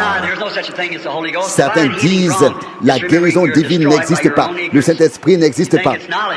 C'est votre propre ignorance, c'est votre savoir qui vous détruit et vous prive de la foi et des bénédictions. Mais si vous dites, oh Dieu, viens sur moi, conduis-moi, l'homme ne vit pas seulement de pain, mais de toute parole qui sort de la bouche de Dieu. Combien parmi vous, dans cette rangée de prières, ne me connaissent pas et que je ne connais pas? Levez les mains, tous. Combien parmi vous, ici dans l'Assemblée, ne me connaissent pas, y compris dans la galerie? Dieu est mon juge. Le seul que je connaisse est le frère ici présent. Ce président, à savoir frère Hobson. Et puis, quelques frères que j'ai salués sur l'estrade, mais dont aucun ne fait partie de la chaîne de prière. Nous nous sommes rencontrés en tant que prédicateurs, mais aucun d'entre eux ne fait partie de la chaîne de prière. Ne fait partie. Voyez-vous, vous avez été envoyés avant moi pour accomplir ce ministère. Combien de grands hommes de Dieu ont été envoyés pour ouvrir la voie, défricher le buisson, préparer le chemin afin que ce ministère puisse être accompli. Vous m'avez préparé le chemin bien des années auparavant. Avant que je commence mon ministère, vous avez fait le travail préparatoire. Vous avez attendu que ce qui se passe maintenant arrive. Vous êtes digne du même honneur car vous avez travaillé auparavant. Eh bien, cela a été préparé depuis longtemps. Le chemin a été tracé, ne l'oubliez pas. Ces grands évangélistes qui ont fait cela. Voyez-vous, si vous devez subir une opération, vous ne la confierez pas à un novice, mais à un médecin expérimenté. Voyez-vous, c'est un don. Laissez-moi vous expliquer un instant. Un don. Une manière de m'abandonner à Dieu. Je n'utilise pas ma pensée, ni ma vue, ni mes paroles. Je me détends. Un don. Savoir comment faire cela. Et la colombe vient. L'esprit vient. Cela pourrait déjà arriver. Vous avez tous un esprit. Si vous ne l'aviez pas, vous seriez mort. Vous voyez, mais si vous avez de l'incrédulité et des doutes, je le sens immédiatement. Dans cet autre domaine, le domaine des visions, Dieu le sait, c'est votre foi qui agit. Je ne le contrôle pas, c'est lui qui me contrôle, c'est lui qui me contrôle. Vous voyez, mais je m'affaiblis. Et quand je sens que je m'affaiblis de plus en plus, je dois m'arrêter. Frère Roy ou Billy Paul veillent aussi à cela. Vous voyez, ce don n'est pas pour moi, il est pour vous. Si je veux savoir quelque chose, oh Seigneur, qu'est-ce que c'est? Cela ne me dit rien. Mais quand je me détends et que cela vous concerne, alors il me le donne, il me le fait savoir. C'est votre foi. Eh bien, regardez ici comment la femme touche l'ourlet de son vêtement. Et vous savez qu'il est grand, souverain sacrificateur. Comment allez-vous utiliser le don de Dieu et recevoir quelque chose en venant avec respect? Non, par exemple, si Marthe avait dit « Oh, mais qui es-tu donc? Quand nous t'avons appelé, tu n'es pas venu, et ainsi de suite. » Non, elle a simplement dit « Même maintenant, ce que tu demandes sera fait. » Et aussi la femme à qui il a dit « Il n'est pas juste de prendre le pain des enfants pour le jeter aux chiens. » Et elle a dit « Mais Seigneur, même les chiens mangent les miettes qui tombent de la table de leur maître. » Elle n'était pas offensée ni vexée, non. Restez donc et dites comme Marthe, Seigneur, si tu avais été ici, mon frère ne serait pas mort. Mais même maintenant, tout se réalisera. Et le Seigneur a dit, je suis la résurrection et la vie. Celui qui croit en moi vivra éternellement, même s'il meurt. Oui, Seigneur, je crois que tu es le Fils de Dieu qui est venu dans le monde. Vous voyez, c'était là. Il en est de même aujourd'hui. Lorsque vous vous approchez de Dieu dans la dévotion, dans le respect et que vous priez, persévérez dans la prière. Je sais, moi aussi, je regarde l'heure, mais je vais prier très brièvement pour les gens et ensuite vous pourrez prier les uns pour les autres. Croyez de tout votre cœur. Croyez. I can tell you before the meeting ever starts, before the prayer line starts. Je voudrais dire, avant que la réunion ne commence et avant que la série de prières ne commence, si vous avez la foi et ne doutez pas, vous pourrez surmonter ce qui vous cause des difficultés. Cet homme là-bas a une maladie cardiaque. Il était à l'hôpital. Si tu crois de tout ton cœur, Dieu te guérira. Monsieur Howell, ayez la foi. Monsieur, avez-vous une carte de prière? Non, vous n'en avez pas.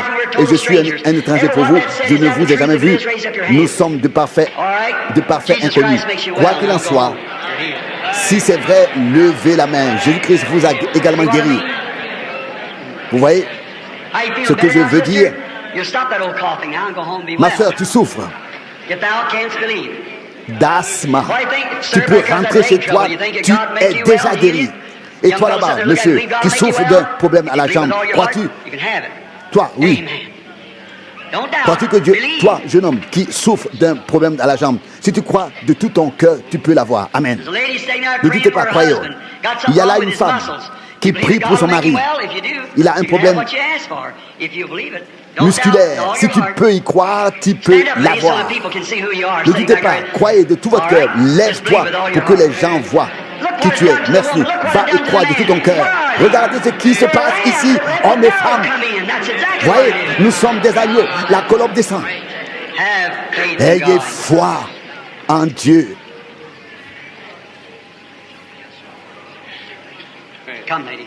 Viens, madame. Crois-tu que je suis son prophète, son serviteur? Certains trébuchent là-dessus, mais tu sais ce que je veux dire. Tu y crois. Nous sommes des étrangers, l'un pour l'autre. Oui, nous ne nous sommes jamais rencontrés auparavant. C'est la première fois que nous nous rencontrons ici. Je ne te connais pas, tu ne me connais pas. C'est la première fois. Je n'ai aucune idée de ce que tu as, qui tu es, pourquoi tu es ici. Pourquoi tu es ici. Peut-être es-tu malade, peut-être es-tu ici pour quelqu'un d'autre, peut-être as-tu des difficultés financières, peut-être des difficultés familiales, je ne sais pas. Si toi, tu le sais. Si tu es totalement étranger, lève la main. Merci, vous voyez, c'est simplement de la détente, simplement se détendre. Pour la première fois, nous nous rencontrons ici comme le Seigneur à la femme au puits. Eh bien, il lui a parlé pour entrer en contact avec son esprit. Maintenant, cela arrive partout, partout. Les gens croient que c'est formidable. Je ne te connais pas, mais Dieu te connaît et me connaît. Si Dieu me révèle, comme Jésus l'a dit à la femme au puits, quel était son besoin dans Jean 4, et il le lui a dit, et elle a dit, Seigneur, je vois que tu es un prophète. Nous savons un Samaritain, nous savons que lorsque le Messie viendra, celui qu'on appelle Christ, lorsqu'il viendra, il nous dira tout cela. Elle savait que c'était le signe du Messie. Et il dit, c'est moi qui te parle. Elle courut dans la ville et dit, venez voir un homme qui m'a dit tout ce que j'ai fait. Ne serait-ce pas le Messie? Et toute la ville sortit et crut. Ça, c'est l'écriture. Est-ce l'écriture? Bien sûr. Vous, dans l'assemblée, alors que vous croyez que le Messie, le Fils de Dieu, est ici, sous la forme du Saint-Esprit, et agit à travers nous, voici la Bible ouverte. Êtes-vous des agneaux et lui la colombe? Alors cela arrivera. Alors cela arrivera. Maintenant, voyez, je m'approche de lui dans la foi.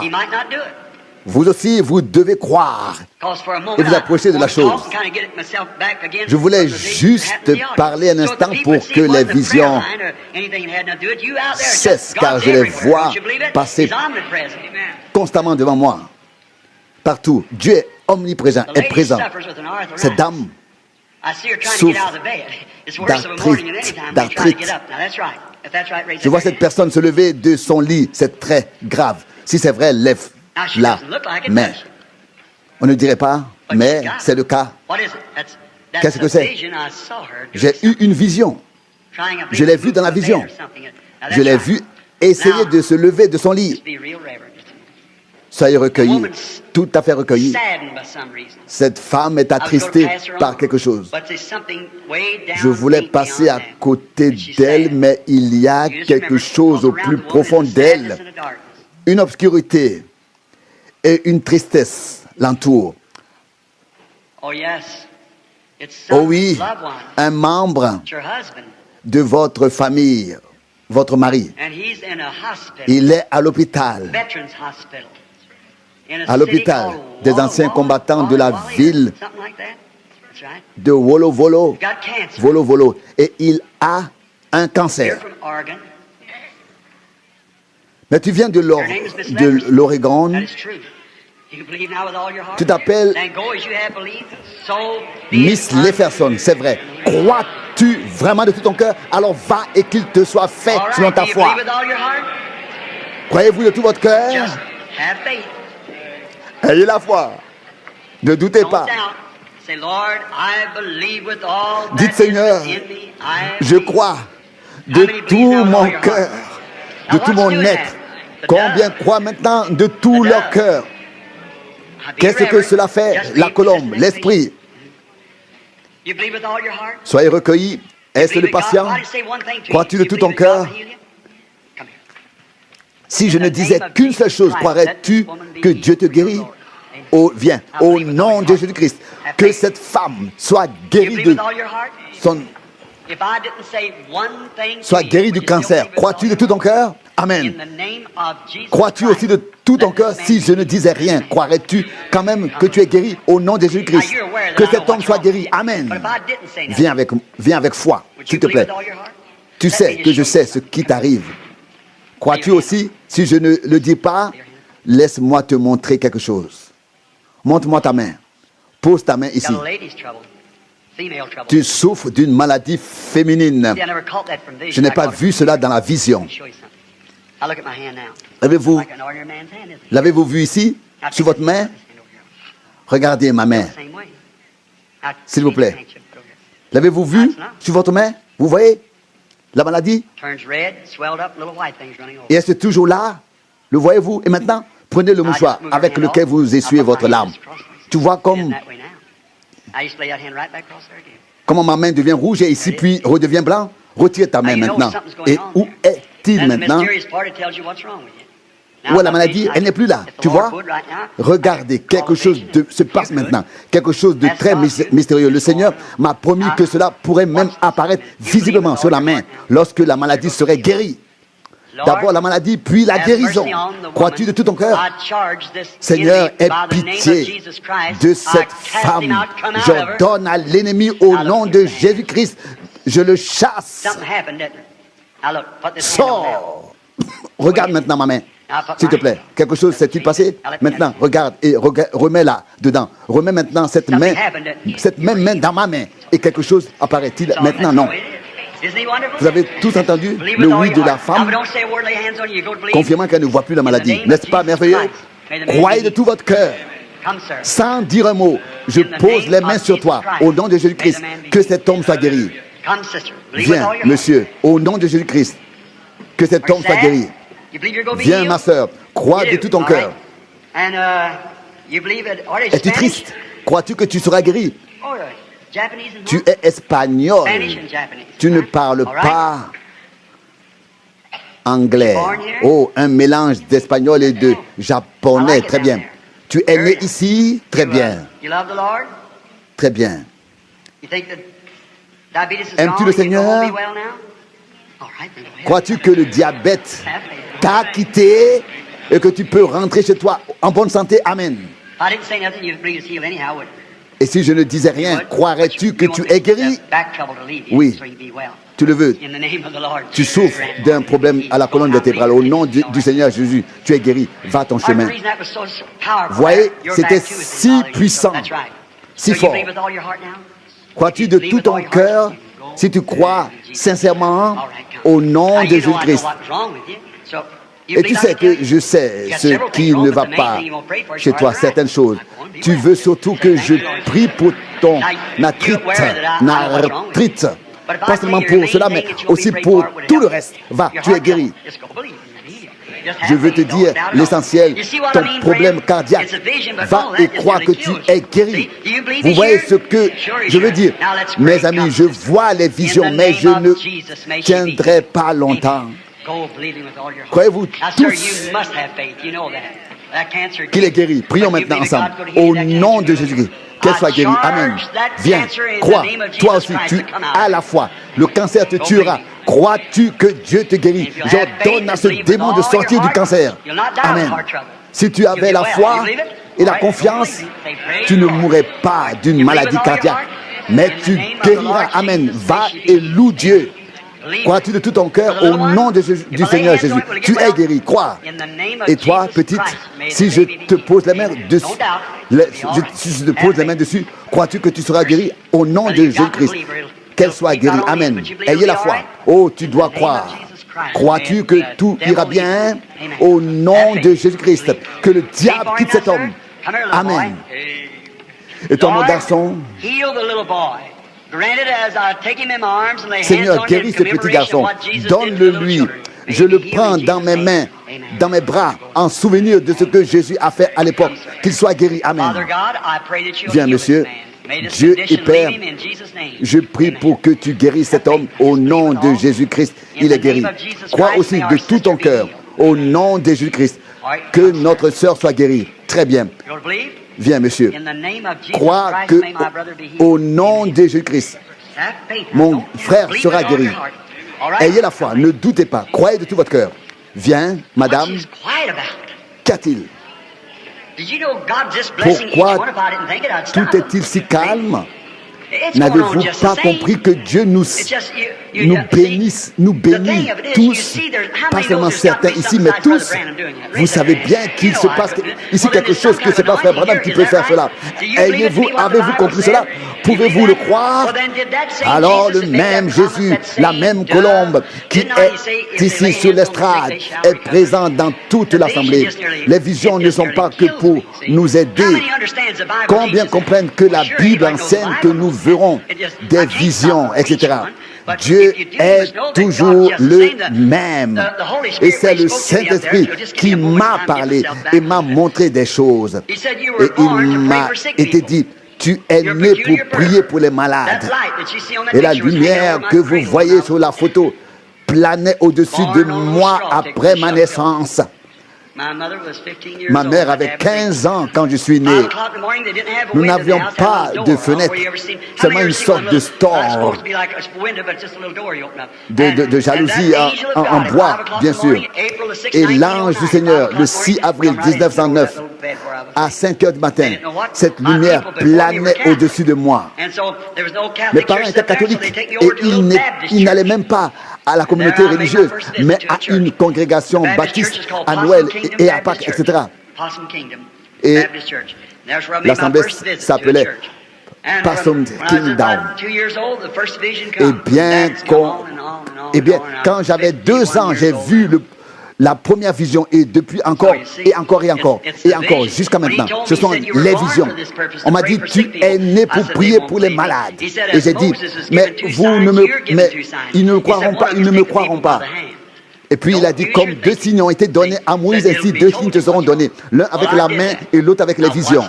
Vous voyez comment cela s'est produit? Peu importe ce que les gens en disent, il l'a annoncé, il l'a prouvé et confirmé.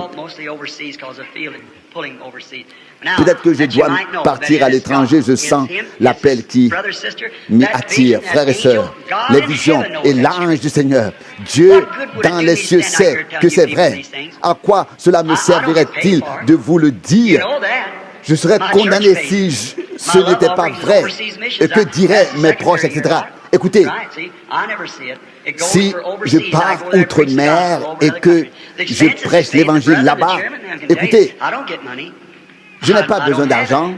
Non, je reçois $100 par semaine de l'Assemblée et tout le reste est payé, les voyages, etc. Ce n'est pas pour l'argent que je pars. Non, une offrande m'a été donnée et cette offrande était de $1,500,000. Des gens ont fait des chèques de plusieurs millions, mais je ne voulais pas les accepter et je ne les ai pas acceptés. Pourquoi suis-je ici, moi un pauvre, ayant tout abandonné, vivant comme un mendiant, inquiet, pleurant, etc. Pourquoi?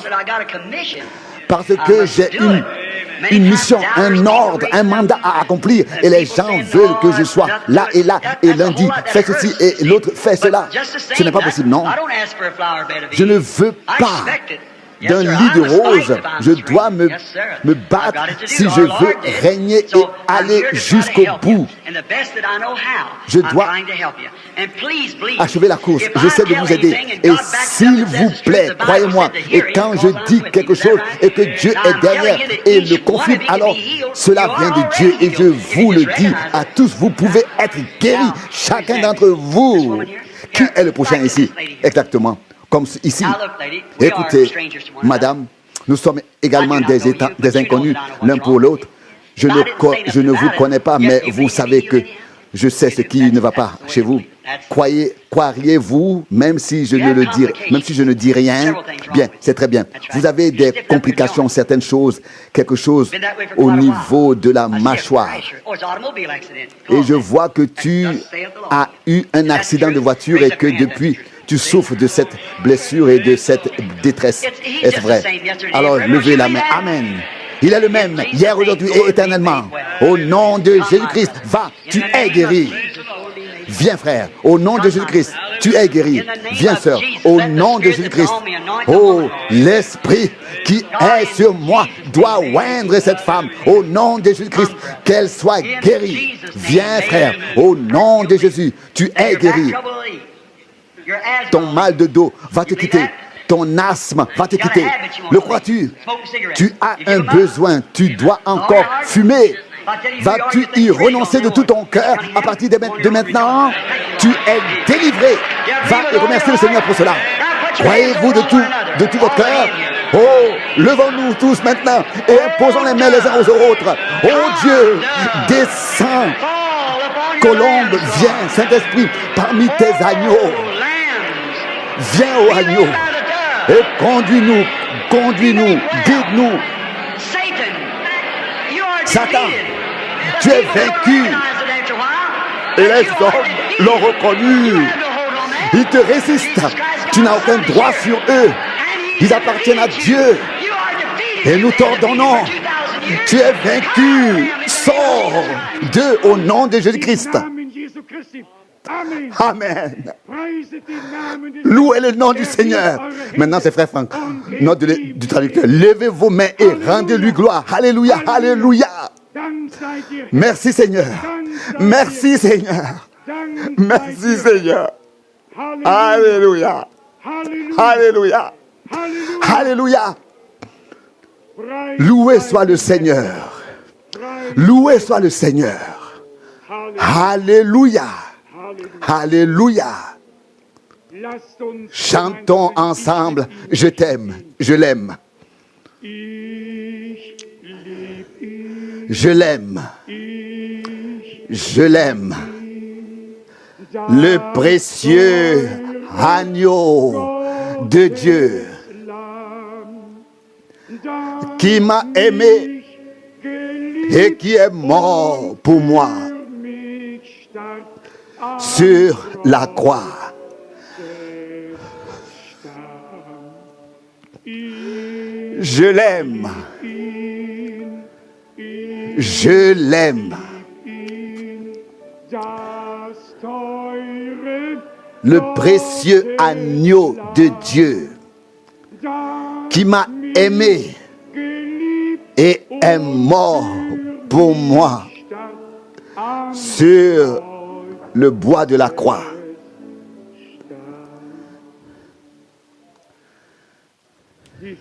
Combien d'entre vous sont venus ici avec une requête de prière toute particulière et peuvent croire que le Seigneur est parmi nous comme il l'a promis pour se manifester en tant que le même. Levez brièvement la main. Quelqu'un a-t-il une requête particulière? Que Dieu vous bénisse tous. Pouvez-vous croire que vous avez déjà reçu ce que vous demandez? À Golgotha, Dieu a préparé tout ce que nous pourrions jamais demander et prier. Comment Dieu ne nous donnerait-il pas tout avec lui? Notre Bible enseigne le plein salut. Un salut dans le corps, dans l'esprit et l'âme. Le salut de l'âme, la délivrance de l'esprit et la guérison du corps. Un plein salut complet. Une rédemption totale. Un évangile complet, total, plein. L'évangile de Jésus-Christ notre Seigneur. Croyez-le maintenant et acceptez-le. Et alors cela deviendra évident. Ce qui s'est passé là-bas devait seulement nous montrer ce qui peut arriver lorsque le Seigneur est présent et que les hommes croient en lui, lui font confiance et acceptent dans la foi ce qu'il a promis. Chantons, crois seulement, et croyons en même temps, réellement. Crois seulement.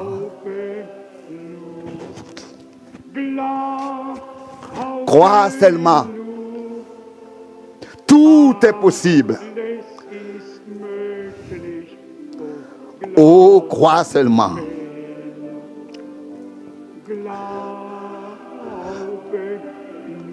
Crois seulement. Crois seulement. Tout est possible. Crois seulement.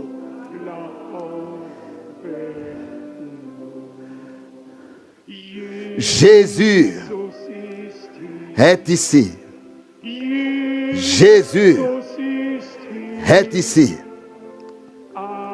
Tout est possible parce que Jésus est ici. Jésus est ici. Jésus est ici. Tout est possible parce que Jésus est ici. Seigneur fidèle, ta parole dans la main, ta parole dans le cœur, nous y croyons et nous nous appuyons pleinement dessus. Entièrement, comme Pierre l'a dit à l'époque, Seigneur, sur ta parole, nous allons jeter les filets. À ta parole, il n'a pas seulement jeté les filets, sur ta parole, il a pu marcher sur l'eau comme si c'était une route pavée. Sur ta parole, les tiens ont imposé les mains aux malades et ils ont été guéris. Sur ta parole, tes serviteurs ont agi et ont vu ton bras se manifester et ont fait l'expérience de ta puissance. Sur ta parole, nous croyons que les malades ont déjà été guéris. Nous avons été guéris dans tes meurtrissures. Ainsi est-il écrit, et ainsi nous croyons. Seigneur, comme nous l'avons entendu, nous ne tentons rien, essayons rien, mais nous nous abandonnons entièrement à toi. Nous nous remettons entre tes mains et ne pouvons que te remercier, te louer et te glorifier pour tout, te glorifier que tu as tout accompli. Nous sommes sauvés, nous sommes guéris, nous sommes délivrés, nous sommes bénis. Nous te disons merci pour cela, car c'est ainsi que cela est écrit. Que Dieu nous a bénis en Christ de toute bénédiction qui existait dans le monde céleste, qui nous a bénis. Nous sommes les bénis du Seigneur, les sauvés du Seigneur, les guéris du Seigneur, les pardonnés du Seigneur. Oh Dieu, nous te remercions de tout cœur pour cette prédication et pour ce service divin au nom saint de Jésus. Amen.